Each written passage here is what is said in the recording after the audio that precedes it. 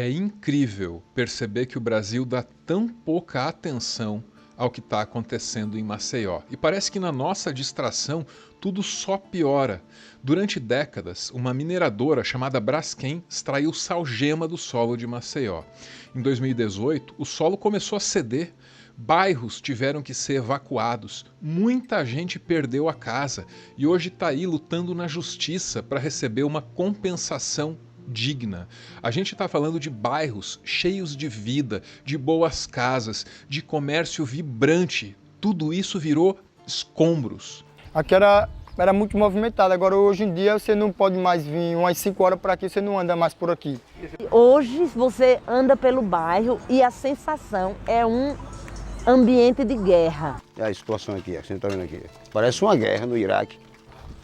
Bebedouro se acabou, não existe mais não.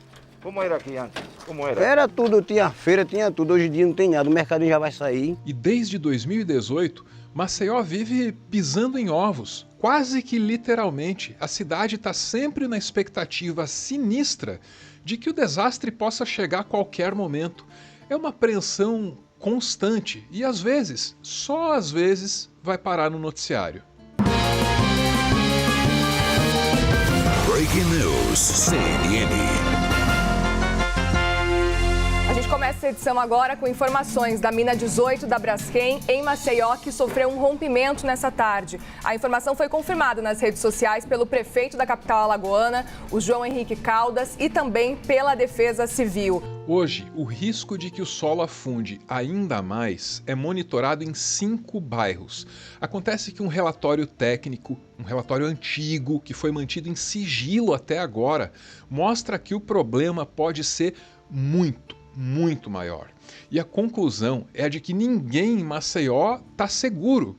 Não que o relatório aponte um risco generalizado para toda a cidade, mas o fato dele só ter vindo a público agora mostra que muitas outras informações podem estar sendo sonegadas, omitidas.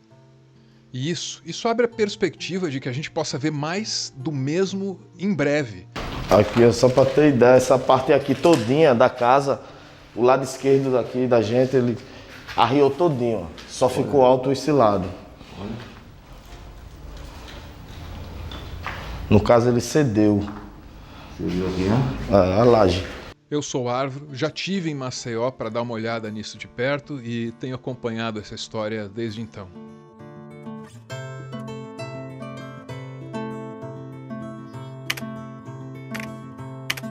A Braskem provocou um dos maiores desastres ambientais e sociais da história do Brasil em Maceió.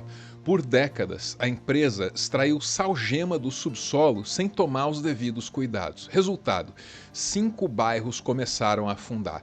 Casas racharam, ruas cederam, mais de 60 mil pessoas foram forçadas a abandonar os seus lares. Até hoje, muitas famílias vivem numa situação precária, esperando indenização. O solo continua instável e a ameaça de colapso persiste. Mas qual é o tamanho dessa ameaça? Um relatório de 2022, que só veio a público agora, mostra que Maceió pode estar diante de um problema ainda maior e ainda mais negligenciado do que se imaginava. Hoje, a Defesa Civil monitora o risco em 5 bairros: Pinheiro, Bebedouro, Mutange, Bom Parto e Farol, parte do Farol.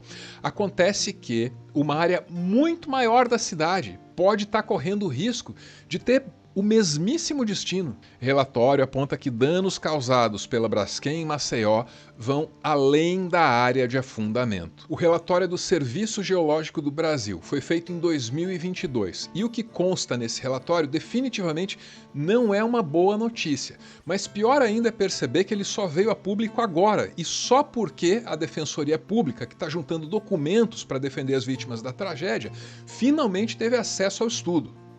O relatório indica que a delimitação divulgada pode estar errada. O documento também aponta que foram detectadas movimentações de solo além da Avenida Fernandes Lima.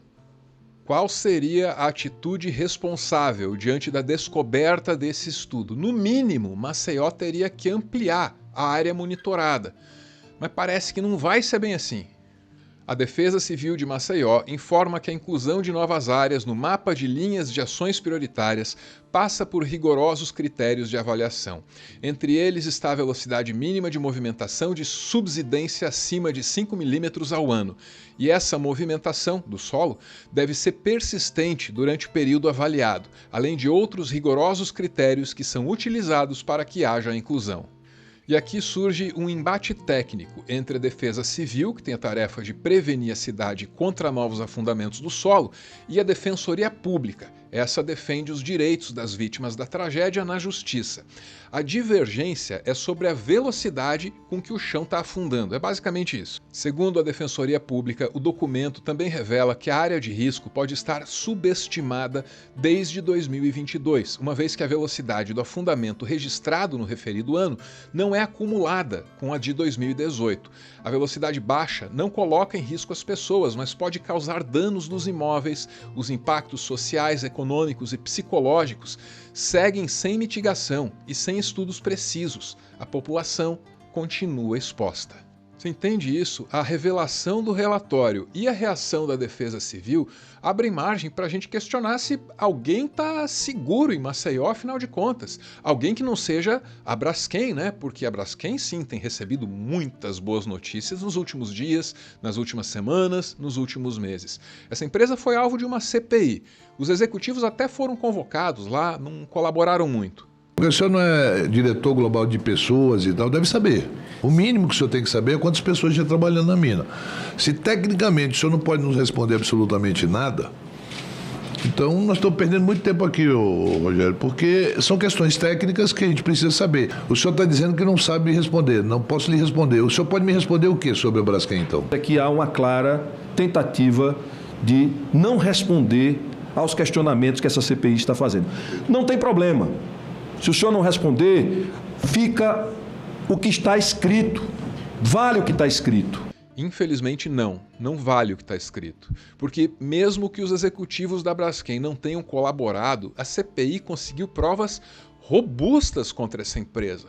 Acontece que agora o Tribunal de Justiça, lá em Alagoas, está dizendo que nenhuma delas vale nada. Prova nenhuma vale nada. Tribunal de Justiça descarta provas de CPI e beneficia Braskem.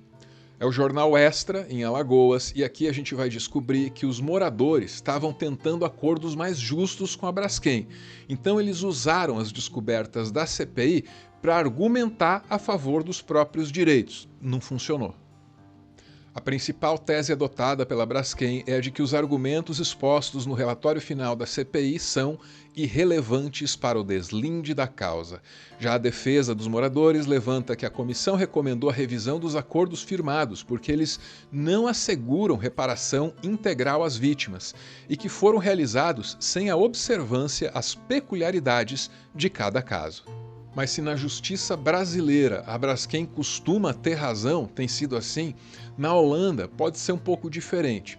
Estão sediadas lá duas das subsidiárias da Braskem S.A. que atua aqui no Brasil. E isso deu margem para que a Braskem pudesse ser julgada lá, pelo que fez aqui. A Justiça da Holanda condenou a Braskem pelo afundamento do solo em Maceió. A ação foi movida em 2020 por um grupo de 9 ex-moradores das áreas afetadas pela mineração na capital alagoana contra a petroquímica e algumas de suas subsidiárias na Holanda. O Tribunal de Roterdã condenou a Braskem pelos danos sofridos pelos ex-moradores. Nessa decisão, a Corte ordenou o pagamento de indenizações aos autores da ação. É inevitável comparar como esse caso foi tratado por essa corte holandesa com o que tem acontecido aqui no Brasil, na Justiça de Alagoas. E quando a gente faz essa comparação, a gente inevitavelmente reforça aquele estereótipo de que o Brasil é o país da impunidade. Constatar como esse estereótipo às vezes pode ser verdadeiro é toda uma tragédia à parte.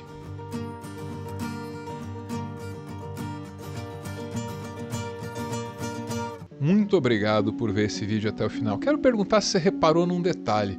Várias vezes eu precisei aparecer ali lendo essa reportagem, aquele documento, Por que é que você acha que isso foi necessário, hein? Certamente não foi uma escolha editorial minha, isso me foi imposto pelas circunstâncias.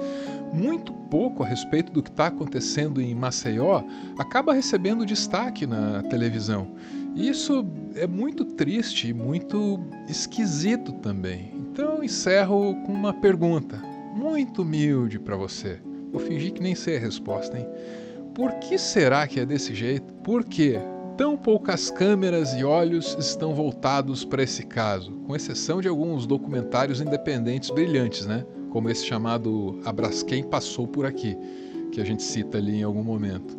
Fica aí a dúvida, fica aí o questionamento. Espero que renda um bom debate e boas constatações. Valeu!